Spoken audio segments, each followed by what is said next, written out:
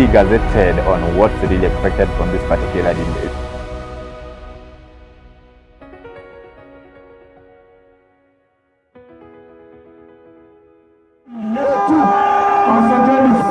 Itashinda William.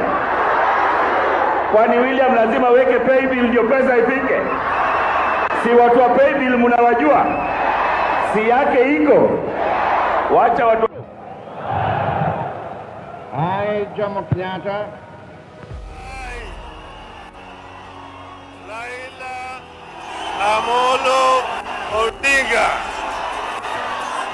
in full realization of the high calling, assume the office of the people's president.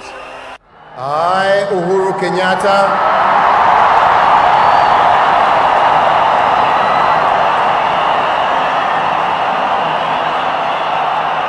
in full realization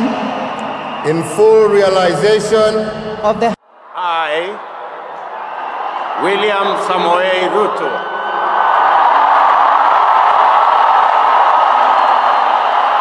in full realization of the high calling, I assume as president of Kenya. I, Rigathi Gachagua,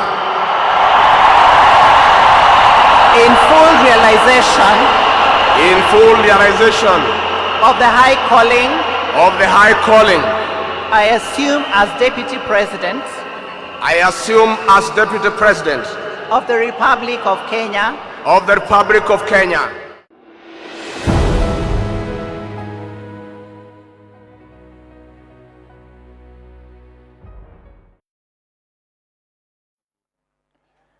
Good morning and welcome to Swechotv. This, of course, is the leading online TV station across the country. Thank you so much for keeping it live, keeping it tuned every day from Monday to Friday. We really appreciate your effort coming to you live today. Of course, at this particular time, you must expect the hot seat with none other than Dedan, aka Nyunda. I'll be taking you through this discussion, and please, I encourage you to keep it tuned.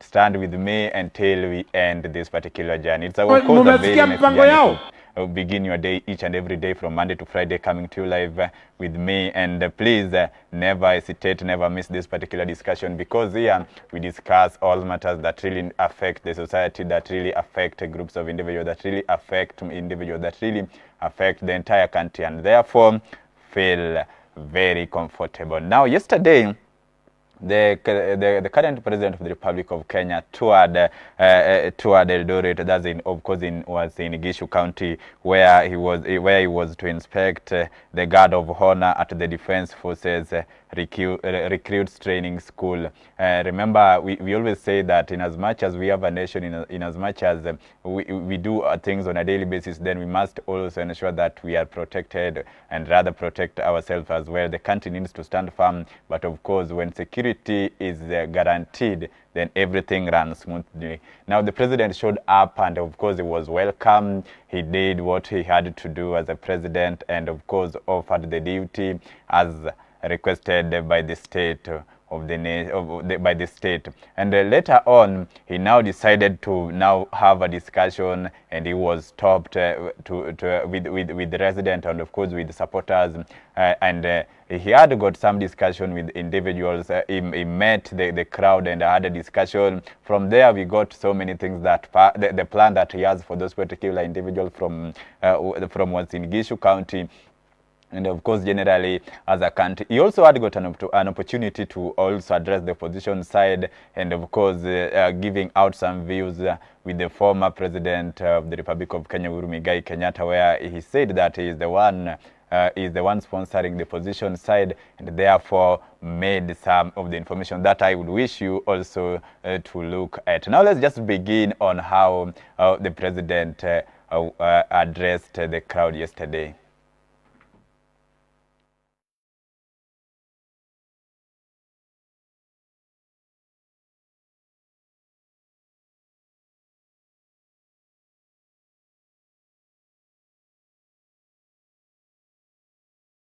Okay, now the video, the clips I'll just be playing for you in a few. There is just some technical errors that our technician team is handling. Now, when you look at what the president had to say for the public, now he talked of he mentioned matters of security, matters health, and he talked of when he had an opportunity to, of course, to join that particular crowd, then he said that as a nation, he must ensure that everyone is protected at all costs.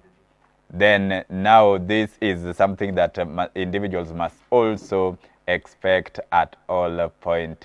We just now begin and look at it.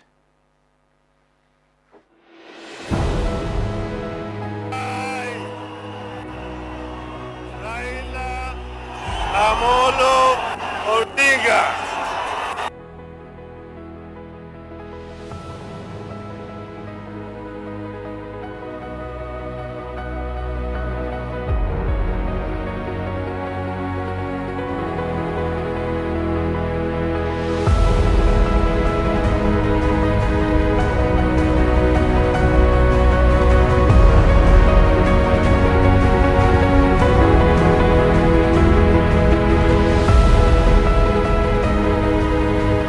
Gazetted on what's really expected from this particular debate.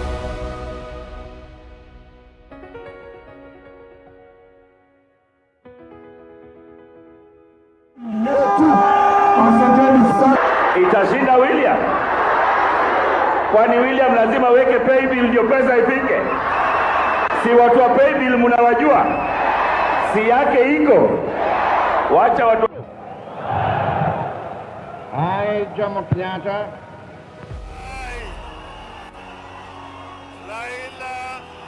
Amolo Odinga, in full realization of the high calling, assume the office of the people's president. I, Uhuru Kenyatta,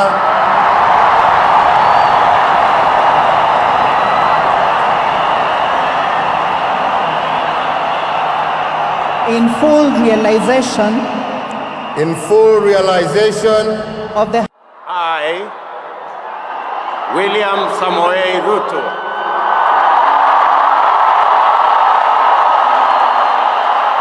in full realization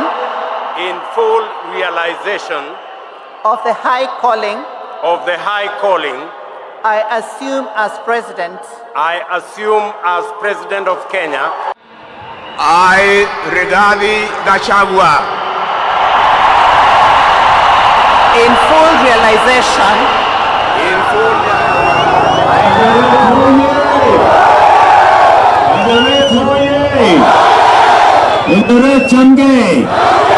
Bwana Yesu asifiwe. Hebu mnisalimie wani nione jamani watu wa nyumbani. Basi kwanza poleni watu wa Eldoret, nimepitia hapa kidogo nimewasumbua. Lakini nilikuwa nimeenda pass out parade hapa Moi Barracks. Si ndio? Nilikuwa nimeenda pale kwa sababu tuko na vijana zaidi ya 5,000 ambao leo wamefuzu kama wanajeshi wa taifa letu la Kenya. Na wamefuzu ili waweze kutusaidia kulinda taifa letu la Kenya. Miaka chache iliyopita tulikuwa na matatizo makubwa sana ya wale magaidi walikuwa wanatusumbua. Lakini kwa miaka 4 sasa tumedhibiti mambo ya usalama wa taifa letu na tumemalizana na wale walikuwa wanatusumbua kama magaidi. Na wanajeshi wetu ndio wamekuwa mstari wa mbele. Na ndio sababu hiyo nilikuwa nimekuja hapa ili vijana wenzenu ambao walikuwa wamepata nafasi ya kuwa wanajeshi waweze kufuzu leo, watusaidie kuweka usalama katika taifa letu la Kenya. Kila kiongozi anapimwa na ile kazi amefanya. Hakuna mtu atakuja kututapeli hapa ati atuambie sijui Kasongo one time must go ati alafu tumpatie kazi. Hiyo ni ufala bana. Mimi nawauliza watu wa Eldoret, Si nyinyi ni wa Kenya? Si mumewahi kupiga kura? Si nyinyi ni mafundi wa siasa? Si mnajua hawa viongozi wote? Mimi nitaka niwaulize, mkipima wale watu, ule sponsor wao, si alishindwa na maneno ya affordable housing? Si alishindwa na mambo ya universal health coverage? Si alishindwa na maneno ya kusomesha watoto wetu? Sasa ameenda kupanga vibaraka wake, ati anatuma hapa watu ati wakuja washindane na mimi. Hawa watu nitawaosha asubuhi na mapema, kwa sababu mimi nataka niwaulize, wale watu mumesikia mpango yao? Mumesikia agenda yao? Mumesikia sera yao? Mumesikia maono yao? Oh, kumbe mnawajua wale majamaa. Ati mpango na sera na agenda. That's the president who was saying that earlier we've eyewitnessed some insecurity matters, and therefore him having an opportunity yesterday to at least increase the number of security officers, then he had to do that to ensure that at least the security sectors is now handled in a positive manner. Now he has also questioned some of the individuals that, in as much as there is always a time for everything, in as much as people do campaigns, in as much as we may concentrate on other things, but now with the opposition side, this matter needs to be left to him, because he is ready to handle those particular individuals. That the next coming election, he has done a lot, and in as much as he would be like touring some of the parts of the country, then is touring these particular parts of the country based on what he has done in his 4 years term, and not like just talking of what he haven't done. He mentioned also most of the things that the plans that he is having for that particular county, and of course the entire region. We just proceed and see on what some of the plans that he has. Na maono hata akili hawana kabisa bana. Wale ni mafala sana. Sijui kama tunaelewana. Msikuwe na wasiwasi.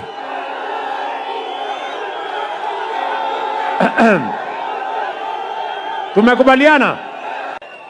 Mimi nimelelewa katika hii town. Na katika hii town tulifundishwa umoja, hatukufundishwa ukabila. Tulifundishwa mambo ya usawa, hatukufundishwa ubaguzi. Na ndio mnaona hii maneno mimi nafanya hapa Eldoret, maneno mimi nafanya Rift Valley, ndio maneno mimi nafanya Nyanza, ndio maneno mimi nafanya Western, ndio maneno mimi nafanya Central, ndio maneno mimi nafanya Northeastern, ndio maneno mimi nafanya Eastern, na ndio maneno mimi nafanya Coast. Nafanya hiyo kazi kila sehemu ya Kenya, kwa sababu mimi nimelelewa pamoja na nyinyi, na tukafundishwa umoja, hatukufundishwa ukabila. Tukafundishwa mambo ya usawa, hatukufundishwa ubaguzi.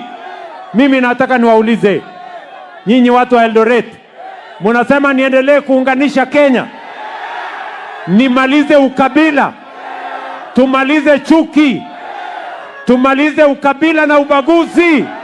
Wangapi wanasema tuunganishe Kenya jameni? Wangapi wanasema tuunganishe Kenya? Eldoret oye! Eldoret oye! Mimi nawauliza wale wanajaribu kushindana na mimi, nyinyi endeni uliza sponsor wenu, endeni mumuulize, mimi nilisaidia sponsor wenu ama namna gani? Na huyo sponsor wenu alishindwa. Affordable housing alishindwa, universal health coverage alishindwa, mambo ya kusomesha watoto wetu alishindwa. Sasa amewatuma ati mkuje mujaribu mimi. Mimi nataka niwaambie, kabla hamujakuja, tafuteni sera, tafuteni mpango, pangeni maono, alafu mkuje tushindane na mkuje na track record yenu. Eldoret tuko pamoja. Eldoret tuko pamoja. Bas, mambo ya chuki haiwezi kututisha.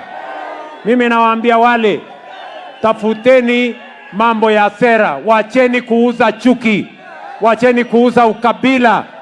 Mimi niko hapa na niko chonjo mbaya sana. In as much as people have got different ideologies as far as PAB's leadership is concerned, now he was addressing now directly the opposition side, and he has asked them that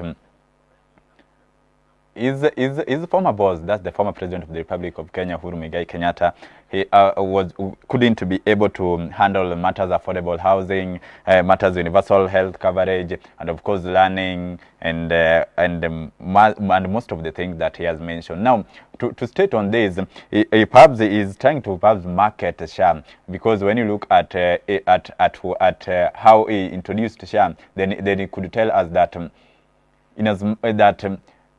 that the usual health coverage that we had before could not be compared with this. There were some positive changes that he had made. First, he had considered the cost as compared to what we used to have in NIF, and therefore encouraged each and every individual that we shouldn't be comparing the past and what we have right now. What we have right now is much better than what we had before. Now he has talked of something which is also very important as a country, or rather as a nation. We must also be considering at all costs. He has said that the country must be united at all costs, and therefore with him, he was born and raised being taught that there is no need of practicing racism. There is no need of perhaps of practicing nepotism. As a country, we shouldn't be preaching anything that divides the nation. And he has said that whatever he's doing in Rift Valley, whatever he's doing in Nyanza region, whatever he's doing in coastal region,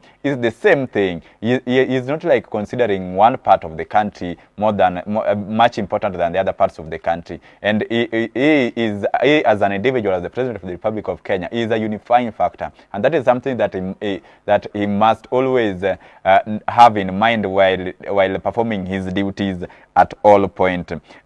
When you see what the supporters who were there, or rather the members, the entire parts of the country that were there, they were chanting two-term, and now the president said that the opposition side, the only agenda that they are talking of is one term, and therefore there is no clear plan that they have for Kenyans, that perhaps they can move a country from this particular point to a different point. And now Kenyans must stand firm. Kenyans must come out at large to avoid this particular individual. He has talked of these particular people have got no plan. They have got no brain.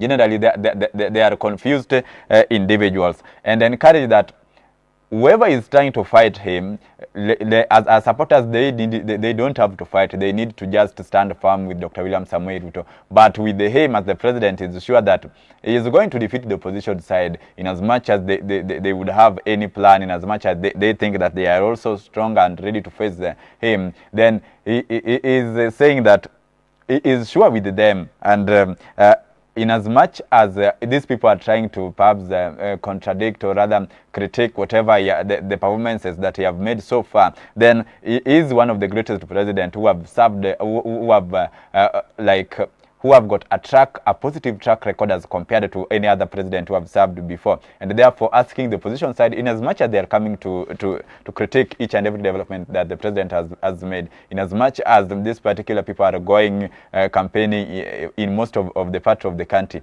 then they should also have got a track record where they come and say that we would wish to take Dr. William Samoei Ruto, because with us we have managed to do this and this, but now the president at his office, at his capacity, then he can't, or he has never done such things that we have in our own plans. That's what Dr. William Samoei Ruto is asking Kenyans to concentrate on, and rather than concentrating in what oppositions are saying. Opposition shouldn't give people, according to him, shouldn't give his supporters any worry, or rather any nightmare. Instead, they just need to concentrate on the plans that the president have, because he is planning, and rather is ensuring that is chipping in on matters health, matters affordable housing, and of course education sectors. We've seen perhaps what he has managed to do in this particular sector this particular year. I'm talking of health, talking of education, and we believe that if this track continues like this, then of course we are moving forward to having got a positive country, a developed country that each and every individual would wish to live, and just by any chance would wish to stay on it forever. Let's just proceed and see some of the things that he had as well. Hivyo ndugu zangu watu wa Eldoret, kwani mlifanya nini ile mvua tena? Imepita. Tumekalia ngumu mpaka ikaisha. Si mmekubali ya kwamba niunganishe Kenya mzima, nilete Wakenya wote pamoja, ndio tumalize ukabila? Hii kura ya 2027 ndio kura ya kumaliza ukabila, ndio kura ya kumaliza ubaguzi, ndio kura ya kuhakikisha kwamba Kenya inatembea pamoja. Na mimi nataka niwahakikishie ya kwamba katika hiyo kura tutafanya kura ya amani. Kila Mkenya atapata nafasi ya kupiga kura yake. Ati Eldoret mnasemaje? Ati Eldoret mnasemaje? Ati Eldoret mnasemaje? Hebu nione tutam ya watu wa Eldoret, nione tutam. Bas, kama gongoi missing. Acha magne mamigo masin. Gongoi missing goberura kamuktaindet.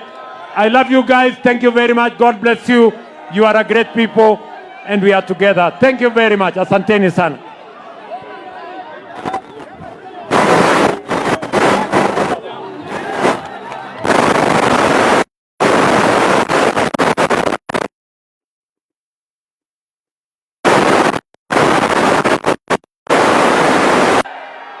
Hapa Eldoret tumeweka shilingi ama Uasin Gishu tumeweka shilingi bilioni 37 ya affordable housing, ya markets na ya hostels ya vijana wetu wa university na wale wa TVET.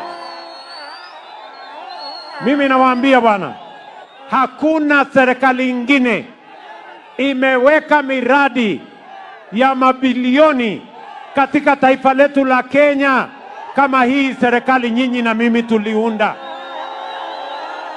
Na ndio mimi nasimama mbele yenu kuwaambia mimi niko tayari. Sijui nyinyi muko tayari ama muko tayari? Muko tayari? Tuendelee kujenga? Tuendelee ama tuendelee? Nijenge hii manyumba? Nyinyi muko tayari kuishi? Wewe kijana, sikiza bwana. Hakuna haja ya kuishi kwa slum. Wewe ukuje ujipange hapo kwa affordable housing, nitahakikisha kwamba hiyo nyumba ni ya bei nafuu, wewe itatoshana na mfuko yako. Mungu ametuletea baraka ya mvua, sijui tutafanya namna gani.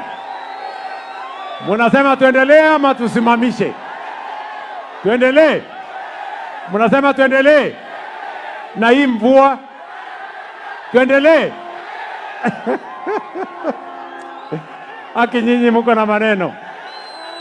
Ya pili, hapa pia nimeweka pesa ya kujenga mabarabara. Hii Uasin Gishu tuko na pesa bilioni 8 ya kujenga barabara kilomita 350 mpya. Na hiyo barabara inaendelea. Mimi nimepitia huko Soi, inaendelea. Kule Moibeni inaendelea. Kule Keses inaendelea. Mnasema tuendelee ama tuendelee? Sitima tuunganishe. Now the president is trying to perhaps give inform. We always say that, you see, in most of this development, in most of these things that do happen in government, at some point we may not get to know unless the journalist comes across and covers, or unless the leaders comes out and shares with us. You've seen the president has stated that in Uasin Gishu alone, the government has worked to ensure that they have a budget of 8 billion to construct a 350 kilometers road. That's of course a positive development that we must also acknowledge. And now he has talked of 2027 general election. You see, as a country, if there is anything that each and everyone is looking forward to, is the next general election. I believe even you, as you watch this particular show, you are really eager to know, because it is just less than a year, then we shall have our next general election, and everyone is like, what's really going to happen? Because earlier on, people were concentrating on both the general election and Vision 2030, but now since Vision 2030 was pushed to 2060, people are still looking into it. But now the elephant in the country, the elephant in the room, is now the 2027 general election, and the president has said that election is going to be very peaceful, and every Kenyan must come out to vote for his or her preferred candidate at all point. It is going to be the most peaceful election as compared to what we've seen before, and he has ensured that he has talked of that the result of 2027, the election of 2027, is an election that will end some of the things that people have been fighting for. It is something. It is the vote that it is the result that will end Kenya's struggle. It is a movement that also will end most of the things the negative things that we've been seeing across the country. And talking of some of the development as well, he has mentioned that he is building most of the hostels in that particular county, and therefore on also affordable housing. He has said that he is working hard to ensure that in as much as he is constructing those affordable housing, then the prices will also be lower to favor the common mwananchi in those particular regions. These are some of the things that is driving the country forward. Now, just moving on, he has said that he has got a positive plan for this particular country, and now opposition is also chipping in to criticize this development. But now these particular individuals, he has got no problem with them. Let them just come. But now coming in 2027, he will win. He will win with a bigger landslide, and therefore everyone should stand with him at all costs to ensure that he brings development to the country. Now, the development is talking of. He has mentioned most of these things, including building the hostels, housing, roads, ensuring that there is a positive environment in that particular country, that particular region. And as he said earlier, is that in as much as he's doing this for that particular region, then that's the same thing that is doing in all regions across the country, and no part of the country is left behind. He is an individual who is preaching unity, who is preaching peace at all point, and encouraging Kenyans that we have a country to protect, and the country is called Kenya. That's our home. Let's have a look at final speech from the president in that particular region. Even though we say that he will be touring parts of the country in this particular weekend. Let's just look at what he had yesterday, the final speech from the president. Hey, na hii mvua tuendelee. Aki nyinyi mko na maneno. Ya pili, hapa pia nimeweka pesa ya kujenga mabarabara. Hii Uasin Gishu tuko na pesa bilioni 8 ya kujenga barabara kilomita 350 mpya. Na hiyo barabara inaendelea. Mimi nimepitia huko Soi, inaendelea. Kule Moibeni inaendelea. Kule Keses inaendelea. Mnasema tuendelee ama tuendelee? Sitima tuunganishe. Tuendelee. Hapa mnajua tulikuwa na matatizo na hospitali yetu hapa. Sasa tumeweka pesa ingine bilioni 20 kujenga referral mpya hapa karibu na Airstrip. Nyinyi mko na hiyo habari? Mko na habari hiyo? Niendelee ama nsiendelee? Niendelee ama nsiendelee? Tarehe 20 mwezi wa 10 tunakaribisha Kenya mzima ikuje Eldoret tuwaonyeshe mambo. Nyinyi mko tayari bwana? Mko tayari? Mimi nataka niwaambie ndugu zangu watu wa Eldoret, asanteni sana. Asanteni sana kwa kuniunga mkono na kwa kuniombea. Nimefanya mambo hii Kenya bwana. Ni kweli ama si kweli? Manyumba nimejenga dunia hii. Hata nyumbani hapa mumeziona. Si hapa Pioneer tuko na manyumba mengi. Si hapa Kiplombe tuko na nyumba ingine. Si hapa kwa railway tuko na ingine. Si hapa Kidiwa tuko na ingine. As I said earlier that on matters of health, we've seen what he has done. But of course, for that particular county, you've seen him mentioning that he has set aside 20 billion to build a referral hospital just because the individuals from that particular region had got a concern as far as hospital is concerned. They were having got a challenge in that particular in that particular sector, and therefore he chipped in to ensure that things run smoothly. He has also mentioned that he has got a positive track record, and he has built a lot of affordable houses across the country. He has chipped in as far as the health sector is concerned. He has also he has done much of the things that he can't count within for one particular day if given an opportunity. But of course, is inviting all the Kenyans on 20th of October. This particular year, that's of course in 1 month and some 2 weeks. In less than two months, is inviting Kenyans to Uasin Gishu just to see most of the development that he has managed to do in that particular region, and therefore this is just one of the things that is saying that in as much as we may not see these particular things happening on a daily basis, then we must be informed. And therefore, on this matter as health, you realize that in as much as he is working on a 20 billion Kenya shillings plan to build a referral hospital and to make it more equitable for the country at large, then unless he mentioned for these particular individuals, then these people were just surprised and saying, okay, they were not aware of that. And when you look at it from that point, these people were very happy, and of course chanting two-term that they are that's of course the surety that they are going to re-elect the Dr. President William Samoei Ruto for the second term.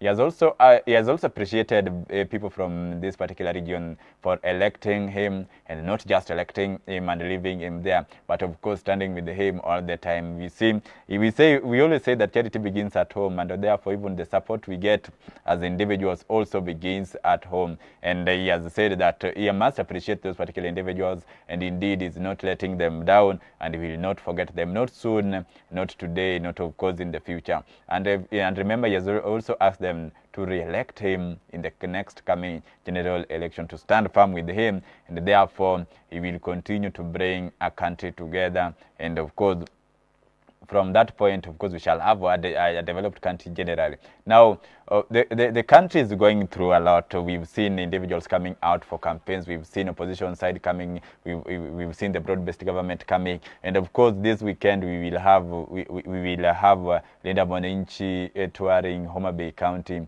That's of course in Luo Nyanza. But when you look at what on what is going to perhaps or what has been happening, you realize that the current Siaya and of course the current Siaya governor James Agri Orengo, and of course one of the key icons in Linda Mwananchi, the Linda Mwananchi, one of the party leaders in Linda Mwananchi, and Babu Owino, member of parliament, has came out and said that there is a plan to attack that particular region, like that particular rally. There is a plan to attack them once they land in Homa Bay County. And of course we saw the PS Interior Security, that's Dr.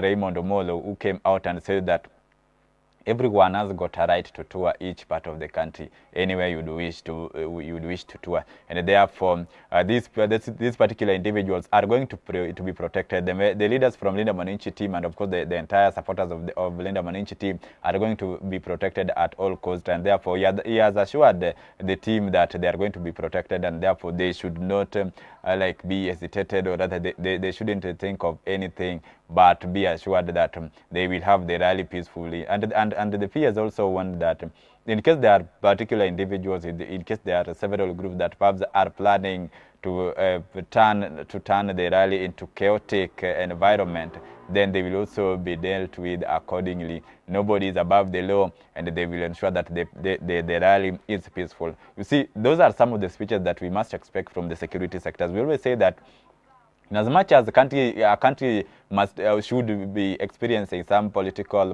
waves at some point, then if there is any sector that people must expect to be firm and be away from politics side is the security sector, because that's where we get everything. From there, the country gets to move forward. And now, such a speech from the PS interior is something that is very good and is expected as far as leadership or other securities of every individual is concerned. Now we believe that the rally is going to be peaceful, and we will keep you updated on how the movement will be. Remember, Linda Mwananchi is just a part, or rather we always consider is as just part B of the ODM fraternity, because when you look at the leaders from that particular side, then these people are individuals from the ODM. Remember, we have that's where we have Edwin Sifuna, who had served for nearly 10 years as the Secretary General of ODM. We also have James Egri Orengo, one of the icons from the ODM that people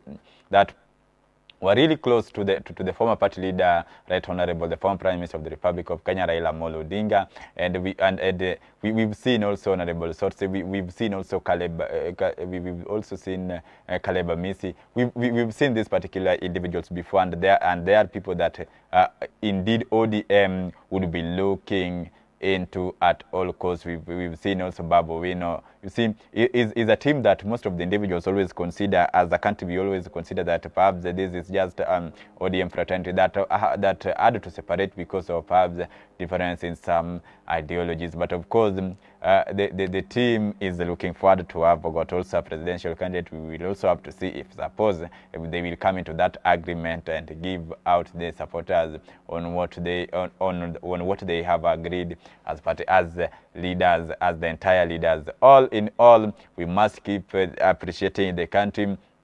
Remember, as an individual, we are heading towards the next general election, and remember, election we only elect one leader in a particular position, and therefore, not whoever you are supporting must be announced as the winner. If things happen, you win, you must also appreciate.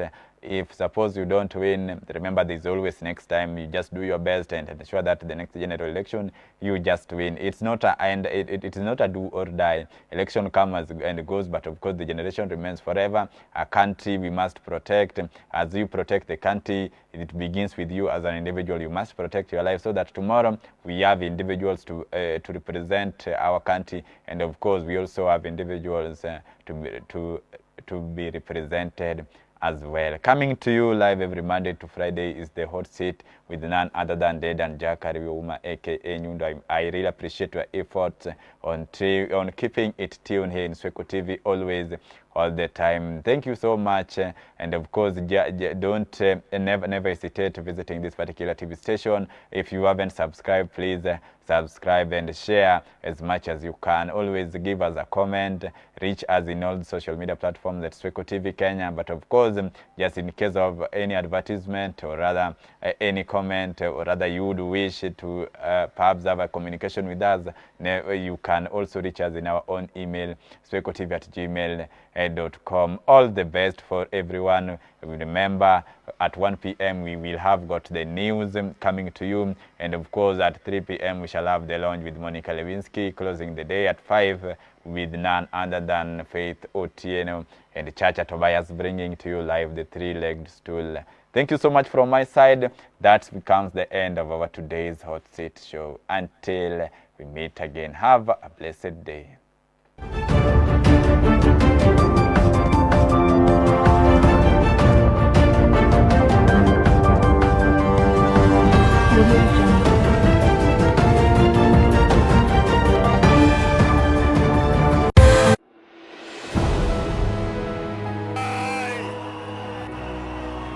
Raila Amolo Odinga.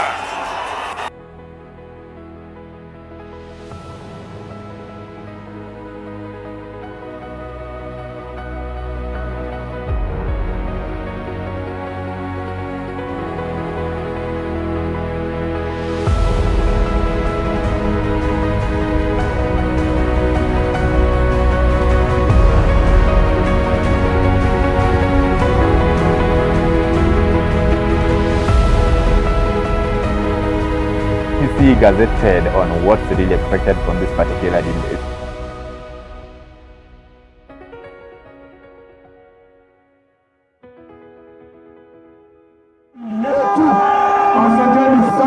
Itashinda William. Kwani William lazima weke pay bill ndio pesa ifike? Si watu wa pay bill mnawajua? Si yake iko. Wacha watu